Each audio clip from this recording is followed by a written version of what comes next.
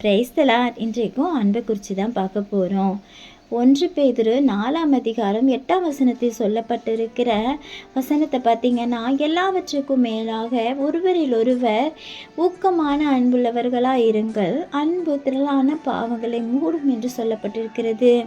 ஊக்கமான அன்புனா என்ன அப்படின்னு பார்த்தா, ஆழ்ந்த அன்பு, ஆழ்ந்த இருதயத்திலிருந்து நேசிக்கும் அன்பு, மேலோட்டமான அன்பு அல்ல, அது உணர்வு பூர்வமான அன்பு, நம்முடைய தியாக குணாதிசயங்களை வெளிப்படுத்தும் அன்பு, அதுதான் ஊக்கமான அன்பு. அந்த ஊக்கமான அன்பு எப்படிப்பட்டதாக இருக்கும்னா, நமக்கு விரோதமாவோ நம்மை சுற்றி இருக்கிறவர்களோ நம் குடும்பத்தினரோ செய்கின்ற குற்றங்களையோ பாவங்களையோ மன்னிக்கிற அன்பாக இருக்குமாம். 1 2 அல்ல, திரளான பாவங்களை மன்னித்து மறைத்து அவர்களை மீண்டும் நேசிக்கும் அன்பு, அதுதான் உணர்வு பூர்வமான ஊக்கமான அன்பு என்று சொல்லப்படுகிறது. நாம் ஊக்கமான அன்பு செலுத்துகிறவர்களாய் காணப்படுகிறோமா?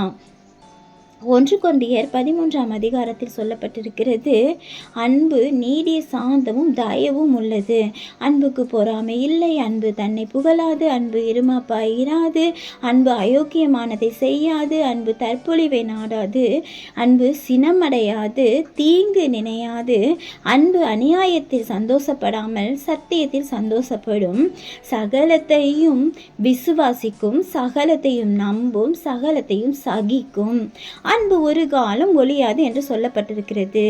இயேசு அன்புள்ளவர், அவர் நமக்குள் இருந்தால் நாமும் அன்புள்ளவர்களாய் இருப்போம்.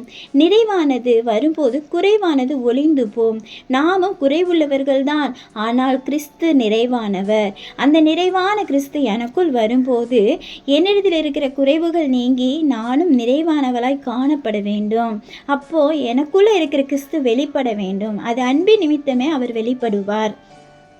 இந்த 13ஆம் அதிகாரத்தில் சொல்லப்பட்டிருக்கிறது, விசுவாசம், நம்பிக்கை, அன்பு, இந்த மூன்றிலும் நிலையானது என்ன அப்படின்னு சொல்லி பார்த்தா அன்பு தான் சொல்லப்பட்டிருக்கிறது. அன்பு எப்படிப்பட்டதாக இருக்கணும்?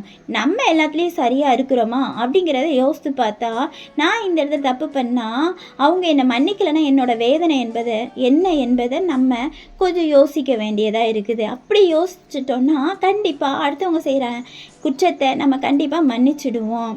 அந்த ஒரு விபச்சார ஸ்திரீயை கொண்டு வந்து இயேசு கிறிஸ்துவுக்கு முன்னால் நாங்கள் கையும் களமாக பிடிச்சிட்டோம், இவளுக்கு என்ன தண்டனை கொடுக்கலான்னு சொல்லி கேட்கும்போது இயேசு கிறிஸ்து அந்த அவளுடைய பாவத்தை வெளியரங்கப்படுத்தி அவளை அசிங்கப்படுத்தலை.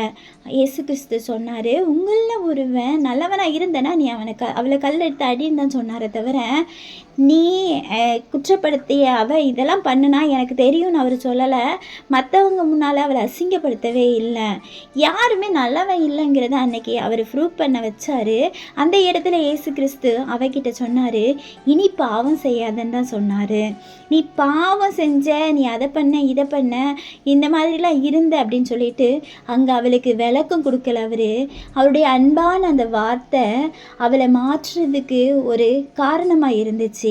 அன்பால் எதையுமே சாதிக்க முடியும் என்பதை நமக்கு வேதம் சொல்லி தருது. இயேசு கிறிஸ்து அன்பை காட்டி நம்மளை அவருடைய அன்பின் கயிற்றினால் இழுத்து கொண்டார் என்பதை நாம் யோசித்து பார்க்கணும். அவருடைய அன்பு திரளான பாவங்களை மூடுகிறதா இருந்துச்சு. நாமும் அவரை போல் திரளான குற்றங்களையும் குறைவுகளையும் மன்னித்து ஏற்றுக்கொள்ளுகிறவர்களாக, அன்பை காட்டுகிறவர்களாக காணப்பட வேண்டும்.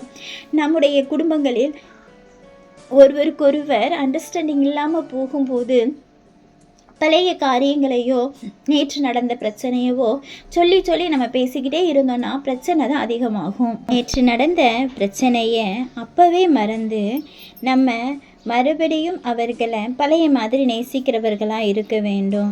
பழைய காரியத்தை பேசி சண்டையை இழுக்காமல் அவர்களை மன்னித்து மறுபடியும் அவர்களிடத்தில் அந்த ஊக்கமான அன்பை காட்டும் போது அவர்களும் நம்மிடத்தில் பழைய காரியங்களை பேச வேண்டியது இருக்காது.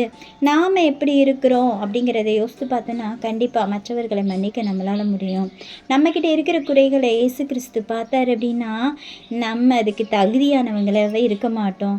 நம்மளும் சிந்தனையில் பார்வையில், நடக்கையில், ஏதோ ஒரு விஷயத்தில் நம்மளும் ஒரு சில காரியங்களில் தவறிக்கொண்டே தான் இருக்கிறோம். அதை இயேசு கிறிஸ்து பார்த்தாரு அப்படின்னா நம்மளை எப்படிப்பா நேசிப்பார்? அதை யோசித்தோன்னா நம்மளை சுற்றி இருக்கிறவங்கள நம்ம நேசிக்க ஆரம்பிச்சிடுவோம். நமக்குள்ளே இருக்கிற குணாதிசயங்களை வெளிப்படுத்தணும். சகிக்கிற தன்மை வேணும். தீங்கு நினைக்கக்கூடாது. மற்றவங்களுக்கு விரோதமாக எதுவும் செய்யணும்னு நம்ம நினைக்கவே கூடாது. அவர்களுடைய துக்கத்திலேயோ வருத்தத்திலேயோ அவர்களுக்கு அநியாயம் செய்கிறதுலையோ நம்ம சந்தோஷப்படக்கூடாது. மற்றவர்கள் நல்லா இருக்கட்டும் அப்படின்னு நம்ம நேசித்து அவர்களை நம்ம வாழ்த்தும் போது நம்ம ஆசீர்வதிக்கப்படுறோம். சத்துருவை சிநேகி என்று இயேசு கிறிஸ்து சொல்கிறாரு. உன்னை சபிக்கிறவனுக்காக ஜெபம் பண்ணுன்னு சொல்லியிருக்கிறாரு. நம்ம அப்படிப்பட்டவர்களாக இருக்கிறோமா? நம்ம நேசிக்கிறோமா என்று யோசிங்க.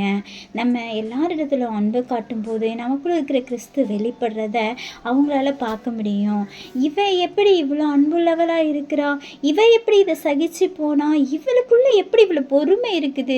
இவ மட்டும் ஏன் பொறாமப்படவே இல்லை? இவக்குள்ள மட்டும் எதுக்கு இவ்வளோ ஒரு அன்பு?